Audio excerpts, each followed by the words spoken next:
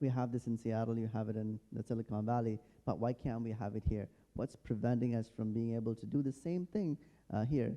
Why can't we replicate something that we see in the West or somewhere else? That you can just look at, okay, Pakistan doesn't have any unicorns. How India revolutionized themselves. They have to train the workforce because the service quality goes down once they scale up. It's not rainbow journey. It's not always rainbows and butterflies, it's a very hard journey. There are ups and there are downs, and you have to understand that. I'd like to start up with a question. What is stopping Pakistan from growing its own unicorns? I mean, we don't have a billion-dollar company today, right, in the tech industry, and many unicorns are primarily in the tech industry. Khurram mentioned that we're going to launch the crypto governance coin as well. But what's stopping us? Why haven't we gained enough momentum to get there? I'd like to start up with Fahad, please. Bismillahirrahmanirrahim. Thank you, Ahmad Saab, and thank you, Khurram and Jumpstart, for having us. So, when it comes to talking about unicorns, this is something we need to think critically about. Does being a unicorn mean that you are already successful, or you have a solid business model? Because WeWork and Theranos have demonstrated that, okay, there can be a lot of hype and a lot of smoke and mirrors involved as well in the process. What we should be looking at are businesses that provide value for their customers, and we should look at them in the context of the markets that they're operating in. So just across the border, we have 70 unicorns or more. Pakistan, sadly, it does not, but at the same time, you need to look at the constraints that we are operating in. Our ecosystem is not as mature as over there. We don't have the same number of investors. Our investors are not as large, and to scale up, you need different rounds of funding. So once an investor comes in, who do they exit to? So this is not just a simple proposition that you can just look at, okay, Pakistan doesn't have any unicorns. We do have great opportunities, and we do have great businesses that can expand. If they're hitting some obstacles in this market, they can potentially look at other markets to expand, like Kareem, that started in the GCC. And it was started by one of the co-founders is Pakistani. So they became a unicorn. They were ultimately acquired by Uber.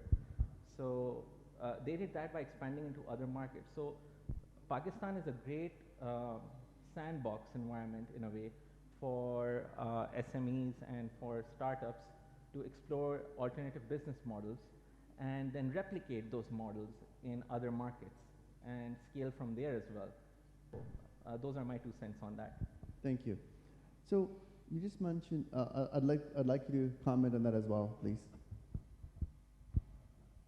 Yeah, just thanks. Assalamu alaikum. Jazakallah khair for having me here.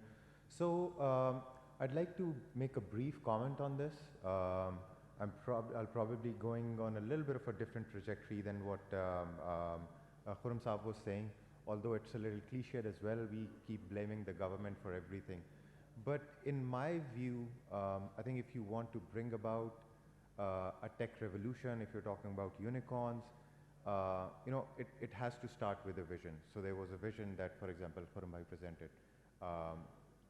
So in my view, or what I've seen with countries who have accomplished something like this, we spoke about the US, Mr. Fahadi spoke about what happened in India, our neighbor. I'm assuming that's what you were referring to. So I think my opinion is that the government support is essential, and the constraints that you mentioned, I think some of them are those which can really be resolved by the government. So I've worked outside of Pakistan as well, and I've had the, I don't know if I should call it a privilege or what, but working very closely with a multi-billion-dollar Indian company, IT services company. So the story that we would hear from them was that how India revolutionized themselves. And I don't remember the name, but there was this one person who was working in the US or working with the US companies. He had a vision that, you know, this is where we need to train our, or this is where, in which direction we need to send our youth. And this is on which we need to train our youth. So he worked with the government. So the visionary was somebody else. He worked with the government supported him and took his vision, and I think it was somewhere in probably in the 1970s or something like that. But having said all that, like I said, it's cliched, and like Khurram Bhai said as well, that we have been waiting for this for the 70 years. In the absence of something like that, I think somebody else has to do it, and probably this is something that Jumpstart is doing. So in this scenario, I think what is needed is, or what's missing is, the network. So you see the network using which we can get to the funding sources, for example, or generating that environment where, you know, people can learn from each other, bounce off ideas, and sort of build that whole ecosystem. So I think in the absence of the government support, this is what we need. Overseas Pakistanis can play a very big role, and I believe that in the recent years, they have been doing it. So there are certain other, I would say, platforms where in San Jose, in the US, in Seattle as well, where Pakistanis, the overseas Pakistanis in the tech industry are hosting events, and which allows Pakistani startups and SMEs as well to come over and you know, meet with investors. So I think that in the absence of the government support, which also is, by the way, improving, it is movements like these, networks like these, that need to pitch in, which Jumpstart is doing. Thank you for your comments. I think we've got a common theme here saying we need to have the right infrastructure in place to ensure we can gain critical mass to or enough velocity to be able to grow exponentially. We need to have the right verticals in terms of funding sources, networking, and people that can coach us and help us get there. You say that we have this in Seattle, you have it in the Silicon Valley, but why can't we have it here? What's preventing us from being able to do the same thing here? Why can't we replicate something that we see in the West or somewhere else, and you know, adjust it according to our needs, right? Naveed, I'd like to hear your comments on this.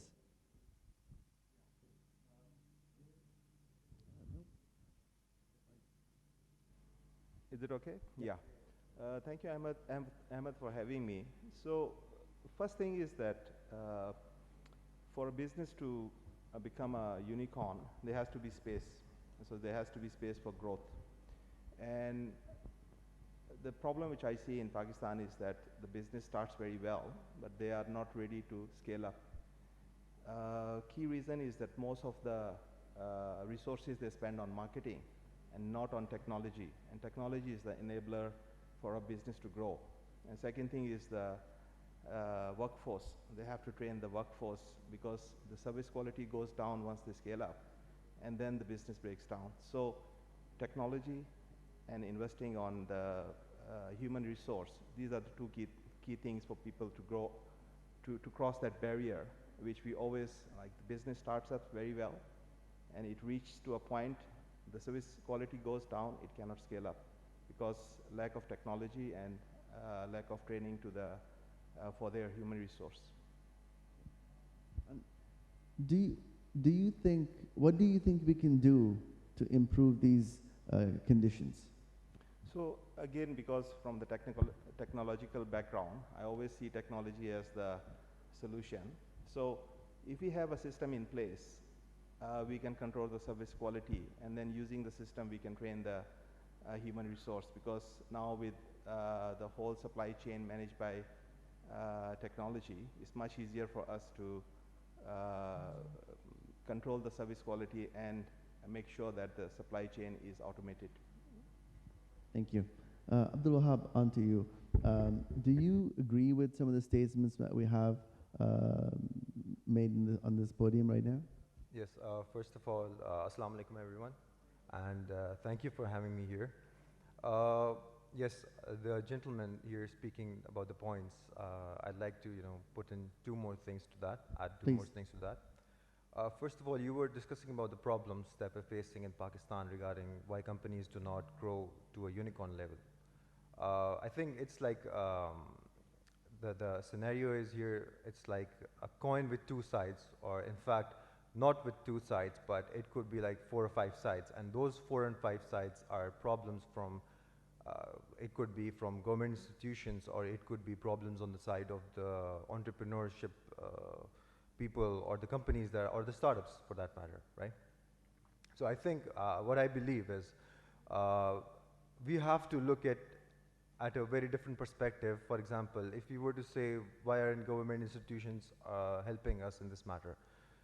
So we need to make sure that the entrepreneurs or the startups have a clear vision when they're entering into this journey, It's not rainbow journey. It's not always rainbows and butterflies, It's a very hard journey. There are ups and there are downs, and you have to understand that. And the entrepreneurs need to have a clear vision regarding that. And at the very next side, you have the government institutions. Let's be frank here, okay? We see a lot of videos of innovators, presenting us innovations. We see small videos of innovations, but we never see them coming to the surface, do we? We don't. So that's where the government lacks, okay? And then adding to what this gentleman here said about the technology side, there was a research that was conducted in 2020 by Startup Talkie. And according to that research, 71% of the startups that grew to a unicorn level were software-based. They used high-end technology. They were software-oriented. Like, he talked about Uber, Uber, I believe, right? So Uber, it's Kareem. Kareem, keep technology, trucking. yes. You use your technology, a totally different way of commuting. So I think that's my opinion on these, yes. Thank you. I mean, technology companies have had massive growth globally, right? There was a time when it was the textile industry, then there was the pharmaceuticals that grew exponentially, and now it's the time for tech to shine, right?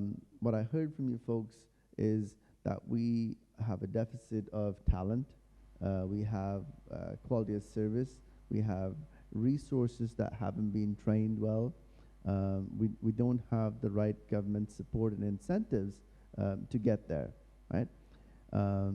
Abraham Lincoln, I believe, once said, "Ask not what your country can do for you, but what you can do for your country."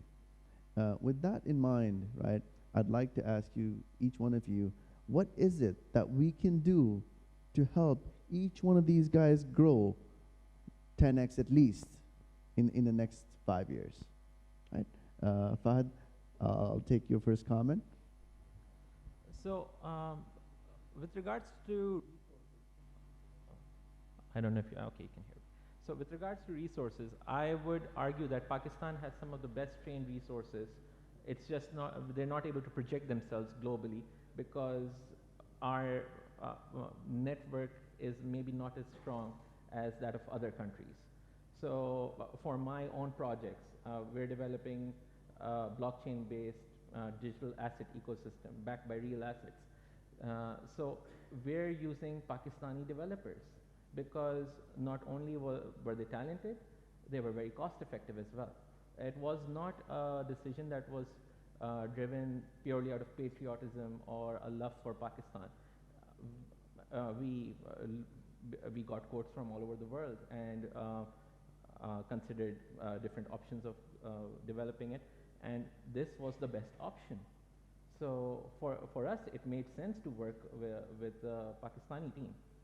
And so when people say that talent is a issue. I'd argue maybe it's more of a presentation issue. Maybe Okay. maybe they need to be slightly better at presenting, or putting their best foot forward. So are you saying they just need to refine their game? Yes. Okay. Yes, exactly. Fantastic. What about you? What are your thoughts on the deficiency we have, and how can we get past it?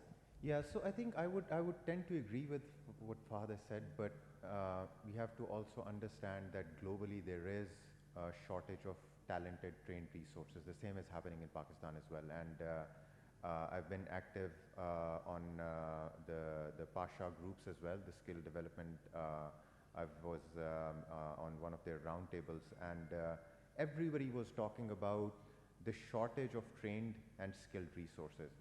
I am on that side, which says that we're probably expecting too much, and in that sense, I agree with what Fahad said as well. But in terms of the number of people that are around, there's a shortage of talent, specifically talking about technology right now. It's huge. Having said all that, at the same time, we understand the pool that we have, that we can train. It's huge, and there are talented people. They just need to be polished. They just need to be trained in a certain way, and then you would have a huge workforce. So our competitors are doing it. We are short of time on this as well.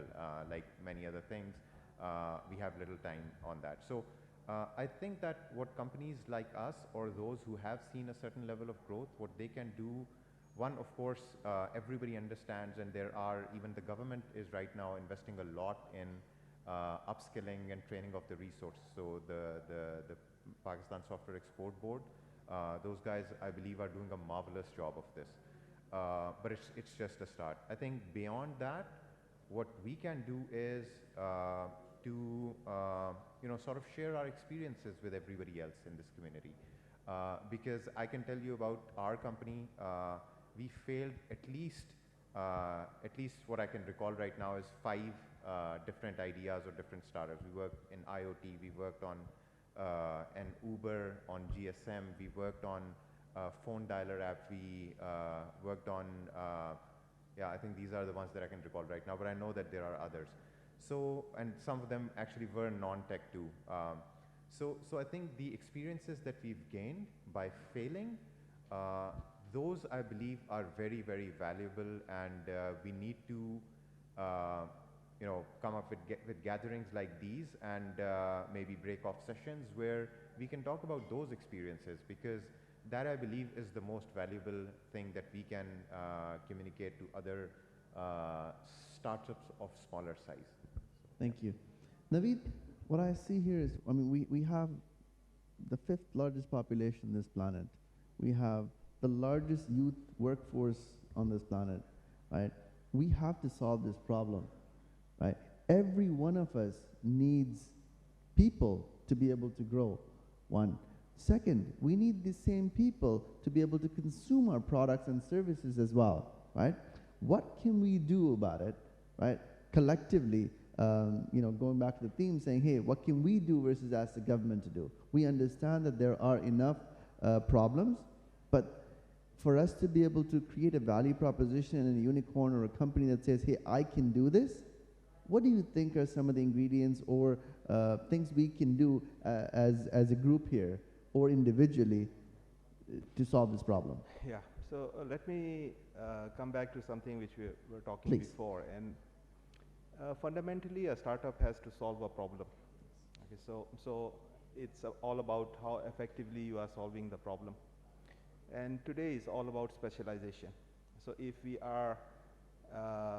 see somebody is doing some part of the problem solving very effectively, so rather than competing, you have to find the gap and then see that where you can add value.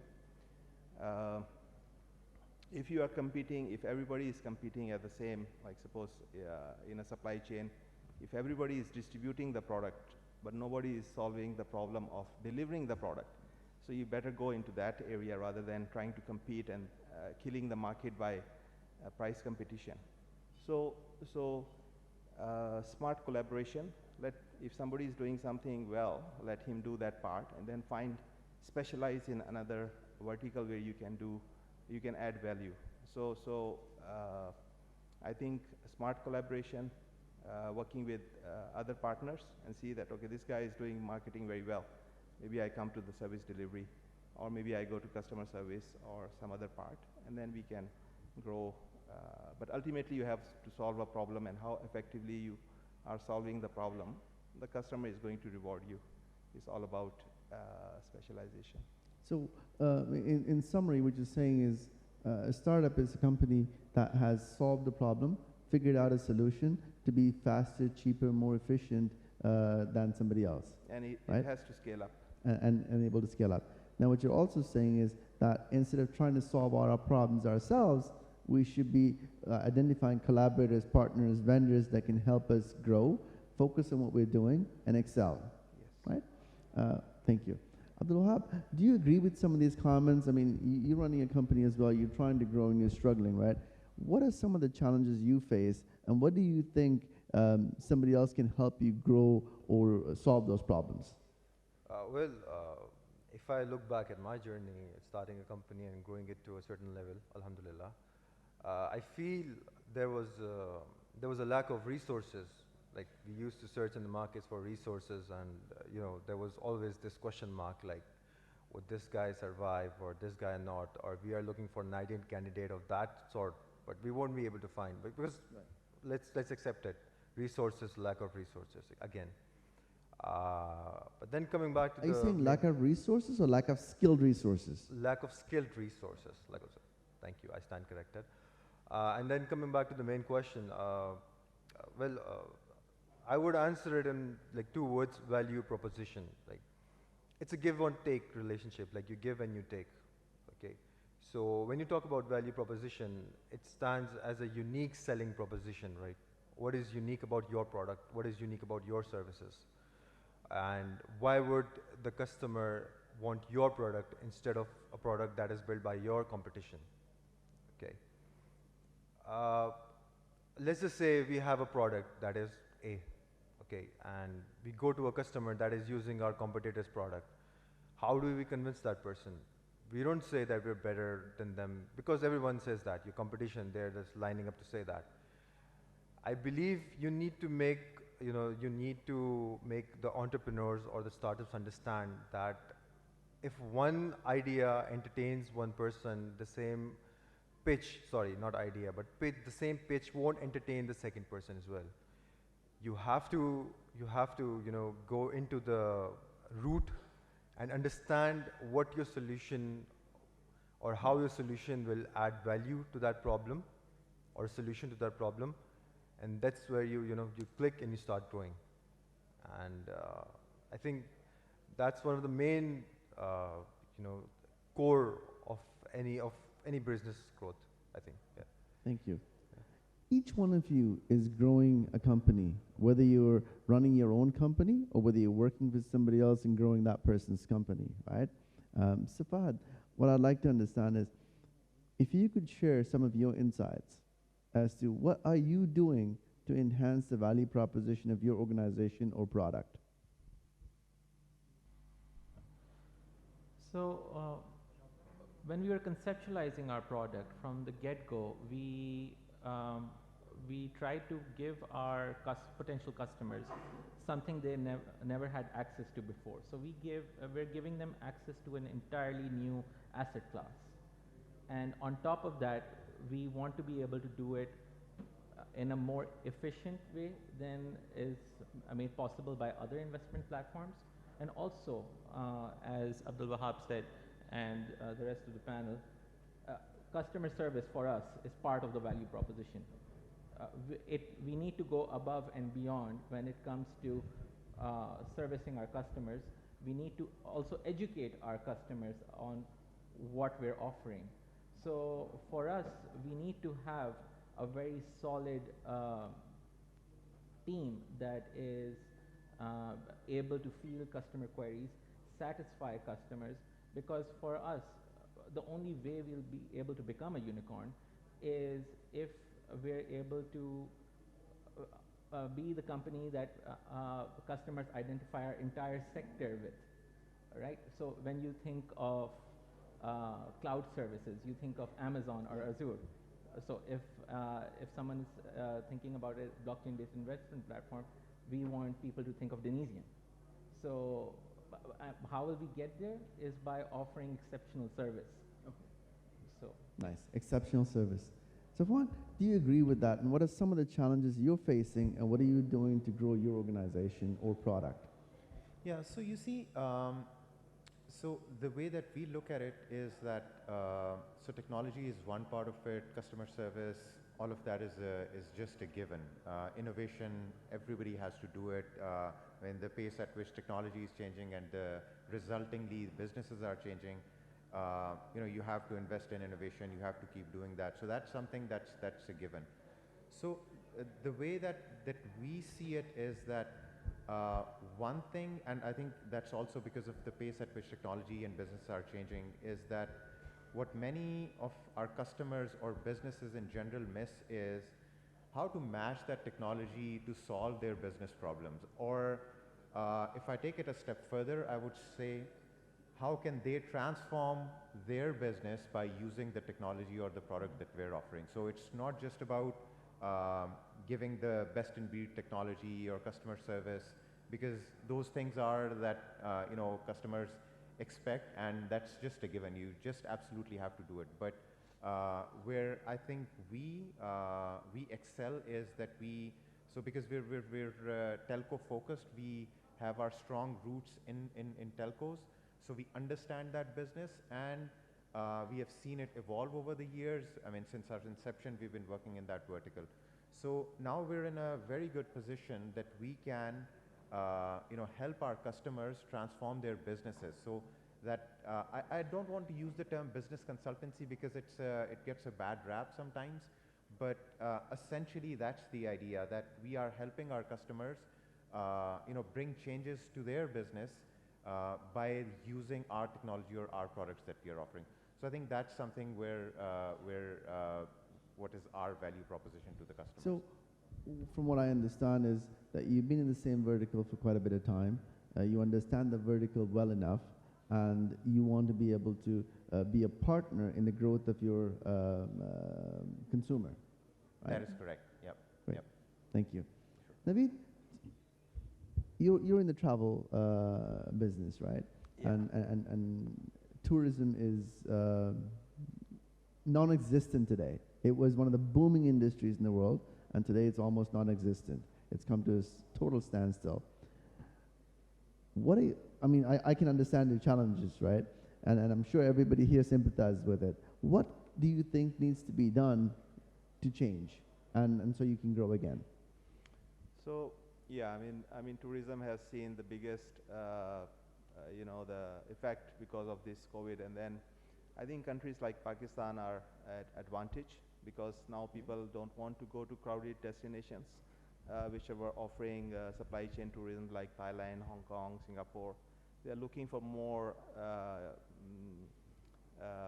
destinations which are more not crowded, and then Pakistan is perfect in this sense. So local tourism would grow, is what you're saying? Okay. Pakistan actually, frankly, when I see the statistics, there's not too much of it available. But when I see is that the domestic tourism numbers in the north is around 50 million visitors a year compared to 3 million foreigners. And I think the domestic tourism already is doing very well in Pakistan. And the destinations cannot cope with the influx of the people coming in, because at the peak it really becomes unsustainable. So, and the price competition is so much that the destinations are not earning enough to create more products for the customer. So we have to bring some people who can spend money, good money. So that's why the competition has to reduce. More luxury products have to come in. And with this COVID, I think it's a good time for us to market Pakistan as a destination. The only thing is that the delivery has to match with what we are marketing. So if a person comes looking at a beautiful landscape and cannot find a toilet for 4 hours of drive, so that is going to kill the marketing campaign that we did. So that's why infrastructure, investment in infrastructure is key part of what we think, and then we're working with our partners to come and invest in these small projects, and also bringing in the technology to manage this, so people before they come they already know that what is going to happen during their trip. So to answer your question, yes, COVID is changed everything, and countries like Pakistan are going to benefit if they play their cards right. Great. Thank you. Abdul Wahab, what are your opinions? What are you doing to address the challenges you're facing right now so you can grow exponentially? Well, if you talk about challenges and problems, I think first your product, it should be very, it should be unique in its own way. Okay, your product should, like he said, your product should be like excellent. Okay, and the second is the way you market it, the way you push it into the market. For example, if I'm coming from an IT background, if I'm running an IT company, so instead of saying that we have 99% of uptime or something of that sort that any of my competition would say to the customer, I would pitch my services as we're the Santa Claus of IT services. Okay, it might sound a bit funny, but it will generate a sort of curiosity, a sense of curiosity in my customer's mind that how can you say you're the Santa Claus of IT services? Then I would, that's when we start talking, and that's when the customer starts hearing me. And that's when I add that Santa Claus has to provide gifts to every house in a day, but he still gets it done the right way. And that's exactly how we do it. We have to do it for a lot of other organizations, but we do it the right way for each of them. So I think you have to focus on your product, and then the second you have to focus on how you market that product in the marketplace. Yeah. Thank you. You're welcome. Ladies and gentlemen, all good things have come to an end.